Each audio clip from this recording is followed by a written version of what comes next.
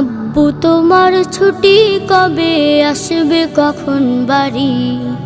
আম্মু আমায় খুব বকেছে তাই দিয়েছি আড়ি। আব্বু তোমার ছুটি কবে আসবে কখন বাড়ি?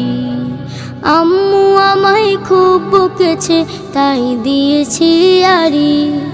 বাসায় পড়ি, কোচিং করি, স্কুলেতেও পড়া, এত পড়ি তবু শাসন আম্মু ভীষণ করা।